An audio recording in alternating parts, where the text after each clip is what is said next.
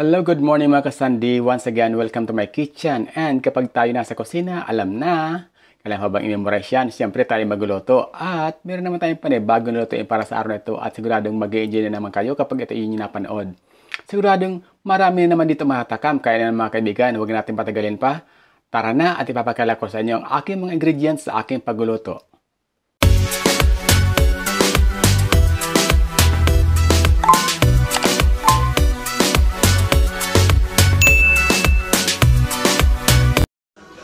At ito na mga kapatid ang ating mga ingredients sa ating lutuin. Meron ako ditong bawang, sibuyas. Sibuyas na po tayo gagamitin natin. At meron ako ditong dalawang siling labuyo at dalawang siling haba. Meron ako siyempre ang ating maywagang pampalasa, ang ating magic sarap. Dito naman na kumpleto ang lasa ng ating lutuin. At tinamnam sa paggamit natin ng ating magic sarap. Kaya naman, magic sarap, baka naman. At siyempre, meron tayo ditong nyog. At paliban sa nyog, meron tayo ditong pagi. Ayan, pagi po yan mga kapatid, pagi, kung naalala nyo kung ano yung pagi. So masarap po yan na ilagay sa ating lulutuin ngayong araw. At syempre para sa ating main ingredient, meron tayo doong malunggay. Hinihimay pa ni mga kaibigan, kaya mamaya, makikita nyo mamaya sa aking pagluluto, yung ating malunggay na ilalagay dito sa ating lulutuin na tinatawag sa amin na kinunot. Ito ang the best na pagkain ng Bicolandia, ang kinunot na malunggay sa pagi. Kaya abang-abang at magkita-kita ulit tayo mamaya sa aking magkapatuloy ng aking pagluluto. Diyan lang kayo at huwag kayong aalis dahil magbabalik pa ako maya-maya ng unti. So itong una natin gagawin mga kaibigan, ito pagkulay natin ating gata at ilalagay ko na dyan ang aking bawang at syempre yung ating hinimay-himay na laman ng pagi.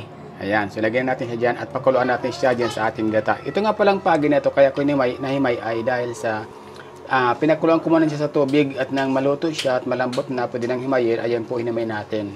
So mamaya po ng kunti pagkamulo na po itong ating gata, isunod na po natin dyan ang ating main ingredient na malunggay. So abang-abang mga kapatid at mamaya titimplan na rin natin siya.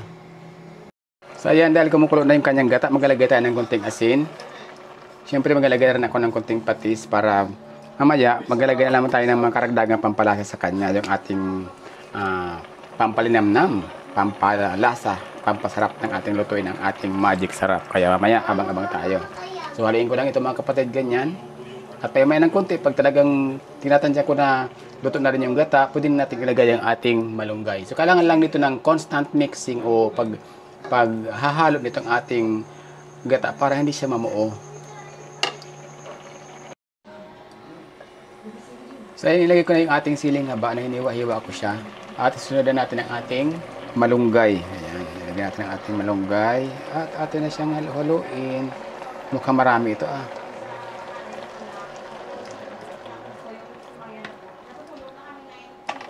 So, siyempre, haluin lang natin siya. Para maluto.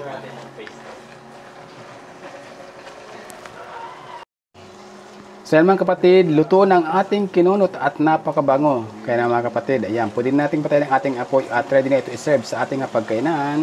Kaya mga kapatid, doon na tayo magkita-kita sa aking mesa. So patayin natin ang ating apoy.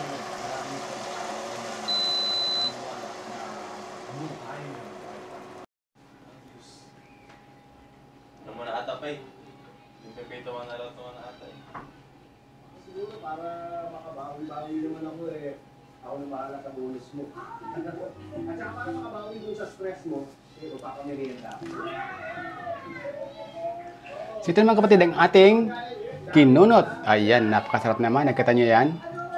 Ito ng ating naging output dun sa ating ginawa kanina. So ayan, napakasarap at napakabango. Ito yung talagang paboritong pagkain namin mga Bicolano. Ito yung kadalasan mga niluluto at kilala sa Bicolandia, ang lutong kinunot at saka yung isa pang laing na pinangat. So yun ang mga dalawang pagkain na kilala sa Kabikulan. So yun mga kaibigan, ayan. So maraming salamat sa mga nanonood dyan. Pero bago yan, siyempre, so dahil nga napakasarap ng ating niluto at yung ating ginawa dyan, so nilagyan natin ng ng toppings. Siyempre nagutom na ang inyong host, kaya naman ako'y magpapaalam na sa inyo at ako'y kakain na naman. Pero siyempre bago ako tuloy magpaalam, ang aking laging iniwanan ay huwag gawing komplikado ang buhay, mamuhay ng simple at masaya. See you again mga kasandi. Bye-bye!